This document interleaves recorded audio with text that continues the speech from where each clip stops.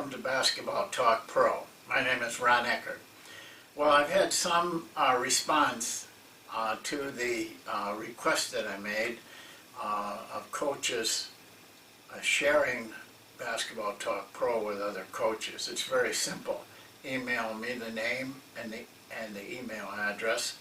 I'll invite them, and then in turn I will put them on the list so that, like you, they get the email every time we have a video telling you what it's going to be about. I think it's an important thing to share in coaching. I don't see it as much as I used to see it.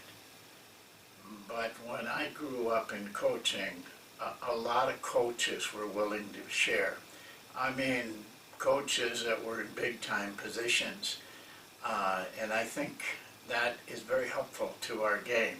So don't be hesitant to give some names. It only takes about 15-20 minutes to do this.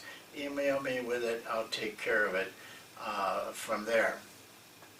Well, I'm going to talk to you about correction, which is really an extension of the video that we did a couple weeks ago, in which we talked about getting your players to do what you want them to do.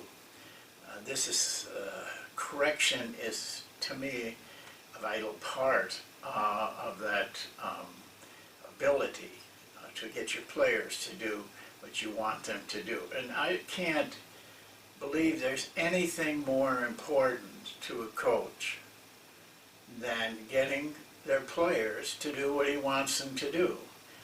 And if the players are not doing what the coach wants them to do, then there's only one person to blame: yourself. You're the person that's got to become better at this. You know, you can have great offenses and defenses. You can have wonderful drills you learn at clinics, but that's all an illusion. It's kind of a make-believe life because it still centers upon one thing. You have to get them to do it and do it right and do it correctly. I think that correction is a vital part of that.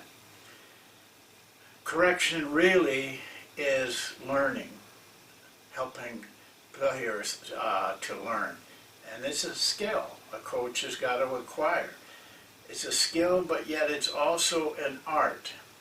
Some coaches can do it very well, and it shows on their team. When the team goes out there to play under pressure, they still do what the coach wants them to do. That's a coach who not only has a skill, but he has an art of doing it also. He has a way. He has a system of doing it. He's thought it out.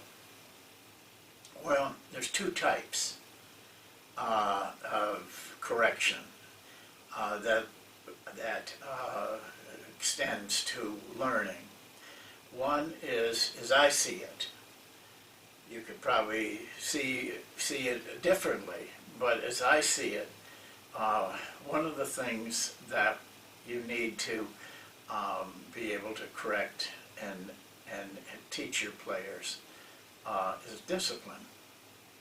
Discipline is nothing more than learning, and learning is only effective when it becomes a habit. So your quest here is to take it from the area of discipline to learning what they're supposed to do, and then making it a habit. The second way I see it that we need correction, we are involved in learning, is instruction. Instruction on the floor. Basically on the floor, not always on the floor. Sometimes it's in your office or private room, or after practice but most of the time what I'm talking about is on the floor correction. So let's take those one at a time. Discipline. I don't really like that word a lot. I would say learning, but I think for most coaches the common word is discipline. Discipline of your team. And I don't think you can have discipline without consequences. If you have a rule or whatever rules, there has to be some consequence if a player doesn't live up to that rule, if he breaks the rule, he doesn't abide by the rule. There has to be a consequence for that player. It doesn't have to be a major type of consequence, but there has to be some consequence. Otherwise, you got chaos. I mean, your players have no reason to follow what you want them to do. And the consequence is a part of learning. It's a part of learning in life. Anything you do in your life that you do wrong, there's a consequence. You're going to pay somehow. Players need to understand that. Unfortunately, a lot do not understand that. They don't think there should be any consequence.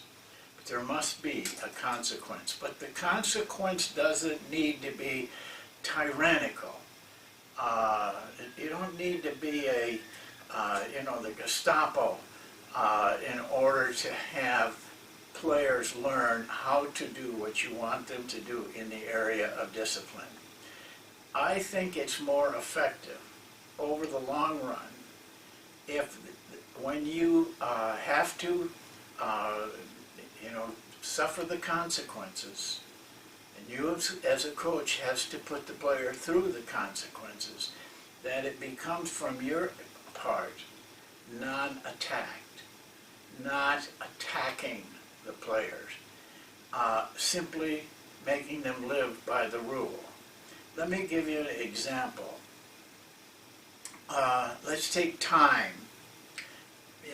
Most of you have some type of rule that players have to be on time.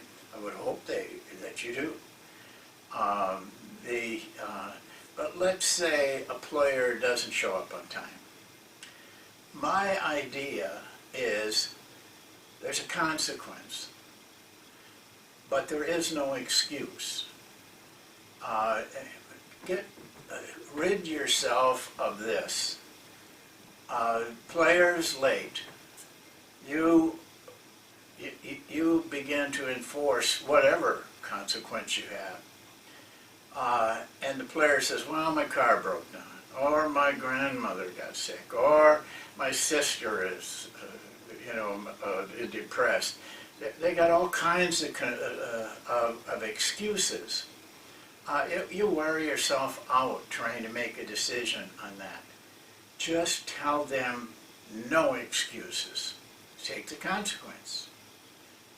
The consequence is not that difficult or that much of a strain. It shouldn't be. But there has to be that consequence every time. It has to be very consistent. But there should not be madness. There should not be anger. It's simply this. Hey, you broke the rule. I forgive you for breaking the rule. I won't let it bother me. It's just the fact that you got to pay the consequence, regardless of what happened to you. I feel bad for you, but you're going to pay the consequence. And make it a more of a friendly almost thing than attacking him with anger or disgust or frustration. Learn that this is not sinning. It's an error that this player had in this instance, and he takes the consequence. And I think if you do that very seriously and very consistently, you will find the players, even though the consequence isn't great. In professional basketball, it was much easier because it was simply a fine, and not a big fine. I don't know how many years I coached with one fine, which was $1 for every minute you're late. And then we let the players shoot for whatever amount that was. But you can use your creativeness if you are in a situation, in a scholastic situation or even a collegiate situation, that you come up with some mild consequence that is enforced consistently. And equally, this, your players are treated equal. There is no provisions for the stars. There is no provisions for that player that you think you can't live without. No. If you start doing that, you lose it. It's over with. So be prepared. A lot of coaches are afraid of their stars. You can't be afraid of your stars. You have to treat them like every other player is treated. That's the right thing to do, and it's the most common sense thing to do in the long run. Well, the other area which you will use a lot more is instructional. I'm talking about you're running a drill, show them how to do it, show them what you want, I hope you do this, and you tell them what you want and how you want it. And I hope you do this, that you demonstrate it so that they can see what you want. I don't know if there's any more important tool to players to learn than correction. You got to show them they're right or they're wrong. It doesn't have to be a very complicated method. When I was in China, I got intrigued by an instrument they played, which is kind of like a guitar laying down, but it only had about 4 or 5 strings. You had to put things on your fingers. And I decided that I'd like to learn that. Well, I had my translator with me the first time or two, but it was clumsy. So for both of us, the teacher and for me. So I showed up one time, I didn't have a translator, and she could not really speak English. I can't speak any Chinese. So, you know, it was a rather odd situation. But she knew a couple words, right and wrong. And this is.